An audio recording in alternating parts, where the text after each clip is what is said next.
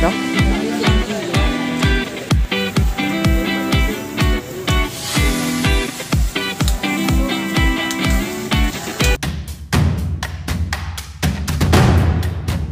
Ayan, good morning mga idol. Ayan, alas 4 ng umaga. Ayan, maaga naman tayo ngayon mamamalingke.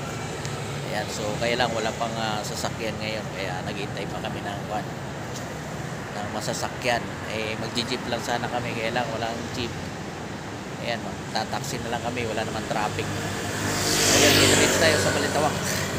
So ayan mga idol, at nandito na kami sa Balintawak at namimili na ng mga gulay si Mama Sel. Ayan po, at dito na naman ulit tayo sa ating suki. So ayan, good morning sa lahat mga kaibigan, mga idol. Ayan, so mga sariwang-sariwa yung mga gulay pag ganitong oras ng umaga. At simula na ng ating pagkipagtawaran dito sa ating mga binibili.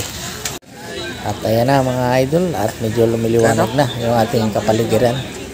And guys, sinabot na kami ng sikat ng araw. At naarawan na kami. Nandito pa rin kami sa Balintawak.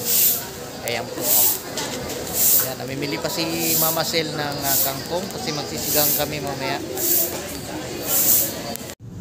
So ayun mga idol, sa mahabang paglilibot sa loob ng Balintawak Market ay ito na, at pauwi na rin tayo sa wakas. At medyo nangalay na rin yung ating mga binti, kalalakad, kaiikot sa loob ng Balintawak Market. So itong ating kasama, si Mama Sel, abay matibay din. Mag-ikot-ikot at maghanap ng mga murang gulay na pwede nating mabili. So ito na mga idol, at malapit na rin tayo sa bahay. Kaya samahan nyo kami, at doon ilalatag na natin ng maaga yung ating mga pinamili. Let's go! At ito na nga mga idol, ayan na yung ating mga pinamili, at ka-display na. Meron tayong patatas at pichay, talbos ng kamote at kangkong.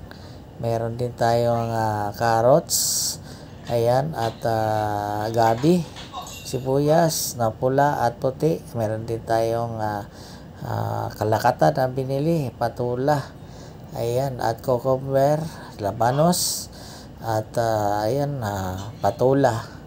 Ayan, meron tayong sayote. Ayan, meron din tayong cabbage, at ayan, okra, at ampalaya, at bagyo pitsay. Ayan, meron din tayong talong, ayan, siling green, kamatis, ayan, at luya, bumili na rin tayo. So ayan, at bell pepper, bumili na rin tayo niyan.